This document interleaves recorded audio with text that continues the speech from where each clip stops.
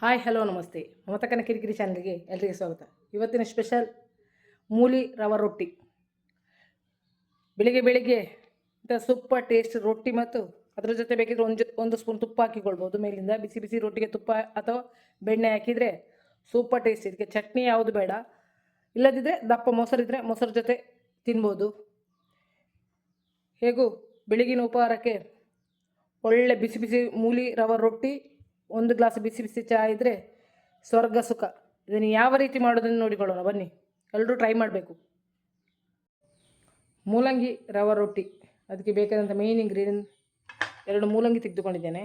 ನನಗೆ ಇಬ್ಬರಿಗೆ ಆಗೋಷ್ಟು ಮಾಡ್ತಾಯಿದ್ದೇನೆ. 1 ಕ್ಯಾರೆಟ್, 2 ಈರುಳ್ಳಿ ತೆಗೆದುಕೊಂಡಿದ್ದೇನೆ, ಹಸಿಮೆಣಸು ತೆಗೆದುಕೊಂಡಿದ್ದೇನೆ 2 ಖಾರಕ್ಕೆ ತಕ್ಕ, ನಿಮಗೆ ಎಷ್ಟು ಬೇಕಷ್ಟು. 1-2 ಸ್ಪೂನು ಅಕ್ಕಿ ಹಿಟ್ಟು ತೆಗೆದುಕೊಂಡಿದ್ದೇನೆ, ಸ್ವಲ್ಪ ತೆಂಗಿನ ತುರಿ, ಹಾಗೂ 1-2 ಸ್ಪೂನ್ ಮೊಸರು ಬೇಕು, 1 ಕಪ್ ರವೆ, ರುಚಿಗೆ ತಕ್ಕಷ್ಟು ಉಪ್ಪು, ಸ್ವಲ್ಪ ಅರಿಶಿನ. ಮೊದಲಿಗೆ ಈ 1 ಕಪ್ ರವೆಯನ್ನು ಸ್ವಲ್ಪ ಹೊತ್ತು ನೆನೆಸಿ ಇಡಬೇಕು. 1 ಕಪ್ ರವೆಗೆ 1 ಕಪ್ ನೀರು ಹಾಕಿಕೊಳ್ತಾ ಇದ್ದೇನೆ. ಅದೇ ಕಪ್ಪಲ್ಲಿ 1 ಕಪ್ ನೀರು ಹಾಕ್ತಿದ್ದೇನೆ. ಇದನ್ನು ಹಾಕಿ ಚೆನ್ನಾಗಿ ಮಿಕ್ಸ್ ಮಾಡಿ ಇಡುವ.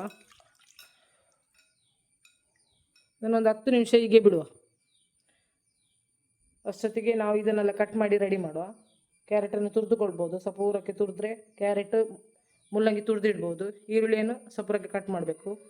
ನಾನೀಗ ಇಲ್ಲಿ ಸುಲಭದ ಐಡಿಯಾವಾಗಿ ಚೋಪರಲ್ಲಕ್ಕೆ ಎಲ್ಲವನ್ನು ಸಪೂರ ಕಟ್ ಮಾಡ್ತೇನೆ. ಮುಲ್ಲಂಗಿ ಸಿಪ್ಪೆ ತೆಗೆದುಕೊಳ್ಬೇಕು.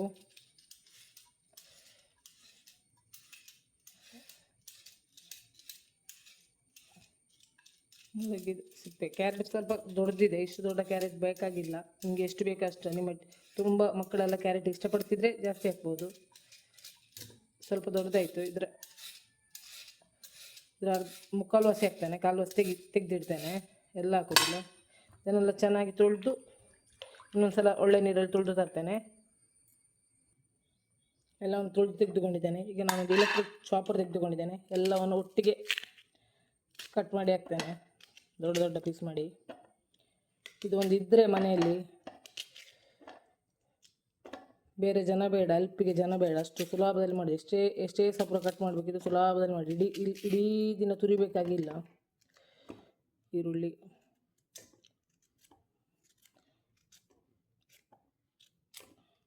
ಮುಲ್ಲಂಗಿ,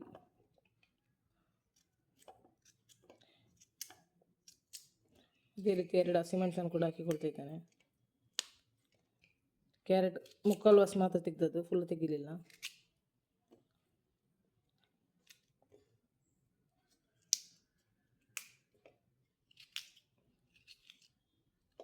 ಎಲ್ಲ ಒಟ್ಟಿಗೆ ಹಾಕಿಕೊಳ್ತಾ ಇದ್ದೇನೆ.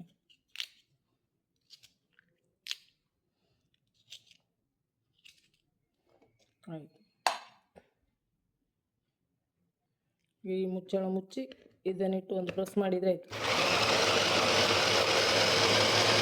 ಎಷ್ಟು ಸುಲಭದಲ್ಲಿ ಆಗ್ತದೆ ನೋಡಿ, ಮ್ಯಾಜಿಕ್ ಥರ.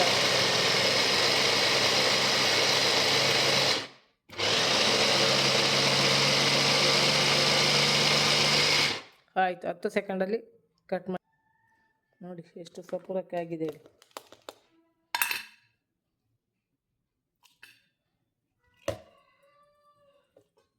ತುಂಬ ಸಪೂರ ಚಾಪಾಗಿದೆ. ನಾವು ತುರಿದ್ರೆ ಒಂದು ಮಿನಿಮಮ್ ಒಂದು 1/4 ಗಂಟೆ ಆದರೂ ಬೇಕಾಗ್ಬೋದು ತುರಿಲಿಕ್ಕೆ. ಇದೊಂದು 5 ಸೆಕೆಂಡಲ್ಲಿ ಆಗಿದೆ ನೋಡಿ, ಚೆಂದಾಗಿದೆ. ಇನ್ನೆಲ್ಲವನ್ನು ಮಿಕ್ಸ್ ಮಾಡಿಕೊಳ್ಳುವ. ಇದಕ್ಕೆ ರುಚಿಗೆ ತಕ್ಕಷ್ಟು ಉಪ್ಪು, ತೆಂಗಿನ ತುರಿ ಸ್ವಲ್ಪ ಸಾಕು, ಹಾಗೂ 2 ಸ್ಪೂನು ಅಕ್ಕಿ ಹಿಟ್ಟು, ಹಾಗೂ ನಾವು ತೆಗೆದಿಟ್ಟಂಥ ನೆನೆಸಿಟ್ಟಂಥ ರವೆ ಚೆನ್ನಾಗಿ ನೆಂದಿದೆ ನೋಡಿ.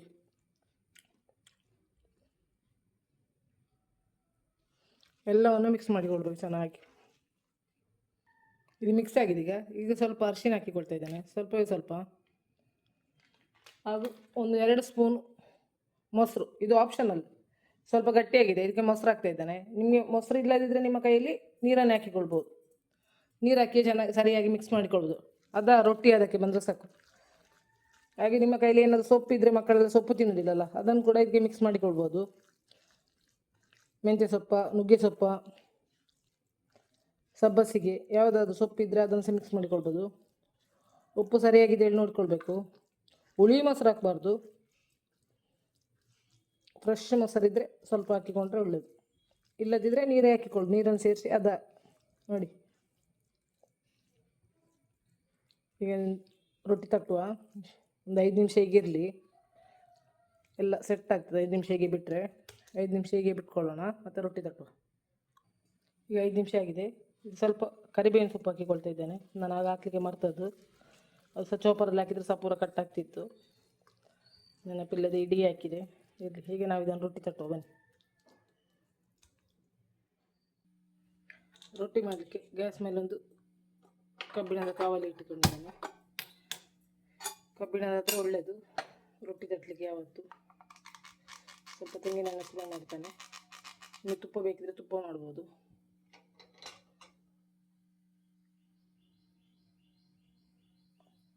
ಕಾವಲಿ ಒಳ್ಳೆ ಬಿಸಿ ಆಗಬೇಕು.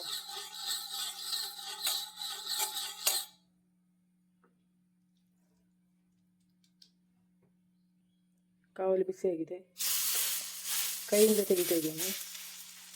ಬಾಳೆಯಲ್ಲಿ ತಟ್ಟಿ ಮತ್ತೆ ಬೇಕಿದ್ರೆ ತಟ್ಟಬಹುದು, ಅದರಿಗೆ ನಾನಿಲ್ಲಿ ಕೈಯಲ್ಲೇ ಬರ್ತದೆ ಚಂದ.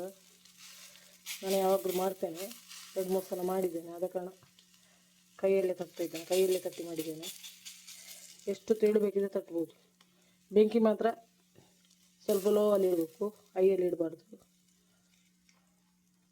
ನಾವು ಹಾಕಿದಂಥ ತರಕಾರಿಗಳು ಬೇಯಬೇಕಲ್ಲ, ಲೋ ಫ್ಲೇಮಲ್ಲಿ ಇಡಬೇಕು ನೋಡಿ. ತುಂಬ ದೊಡ್ಡದು ಮಾಡಿದರೆ ಮಗ್ಚ್ ಹಾಕಲಿಕ್ಕೆ ಕಷ್ಟ ಆಗ್ತದೆ. ಇದು ಸ್ವಲ್ಪ ದೊಡ್ಡದೇ ಆಯಿತು, ನೋಡುವ ಹೇಗಾಗ್ತದೆ.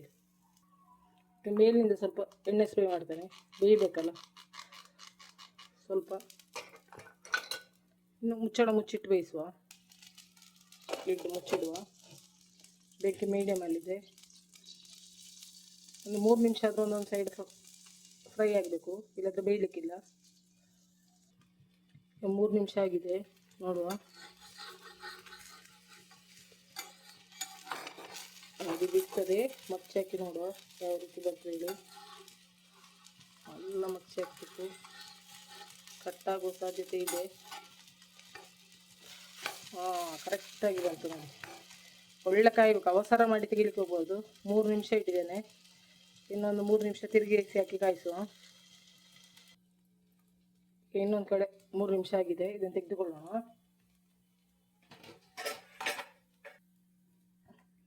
ಬಾಳೆಹಳ್ಳಿಗೆ ಬಿಸಿ ಬಿಸಿ ರೊಟ್ಟಿ ತೆಗೆದ್ರೆ ಒಳ್ಳೆ ಸ್ಮೆಲ್ ಬರ್ತದೆ, ಘಮ ಘಮ. ಬಾಳೆಹಳ್ಳಿ ತೆಗೆದುಕೊಂಡಿದ್ದೇನೆ. ಇಡೀ ಬರಬೇಕು ಅಂತ ಟ್ರೈ ಮಾಡ್ತಾ ಇದ್ದೇನೆ, ಬರ್ಬೋದು ಇವಳು ಅನಿಸಿಕೆ ನಂದು. ಇಡೀ ರೊಟ್ಟಿ ಬಂತು ನೋಡಿ, ಚಂದ ಬಂದಿದೆ, ಎಷ್ಟು ಸೂಪರಾಗಿ ಬಂದಿದೆ ನೋಡಿ. ಇನ್ನೊಂದನ್ನು ಕೂಡ ಮಾಡಿಕೊಳ್ತೇನೆ.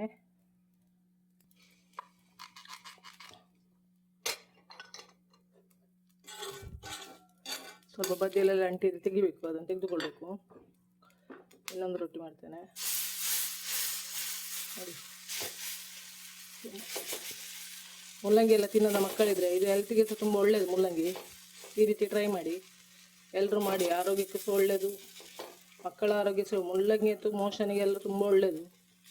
ನಾವಂತೂ ಮುಲ್ಲಂಗಿಯನ್ನು ಯೂಸ್ ಮಾಡೋದು, ದಕ್ಷಿಣ ಕನ್ನಡದವರಂತೂ ಮುಲ್ಲಂಗಿ ಯೂಸ್ ಮಾಡೋದು ತುಂಬ ಕಮ್ಮಿ. ಈ ರೀತಿಯಾಗಲಿ ಆದರೂ ಮಕ್ಕಳ ಹೊಟ್ಟೆಗೆ ಮುಲ್ಲಂಗಿ ಹೋಗಲಿ. ಸ್ವಲ್ಪ ಎಣ್ಣೆ ಸ್ಪ್ರೇ ಮಾಡ್ತೇನೆ, ಮುಚ್ಚಿಟ್ಟು 3 ನಿಮಿಷ ಬೇಯಿಸ್ತೇನೆ. ಈಗ 3 ನಿಮಿಷ ಆಗಿದೆ. ಇನ್ನೊಂದು ರೊಟ್ಟಿ ಕೂಡ ಚೆನ್ನಾಗಿ ಬಂದಿದೆ ನೋಡಿ. ಇದು ತನ್ನಷ್ಟಕ್ಕೆ ಎದ್ದು ಬಂತು.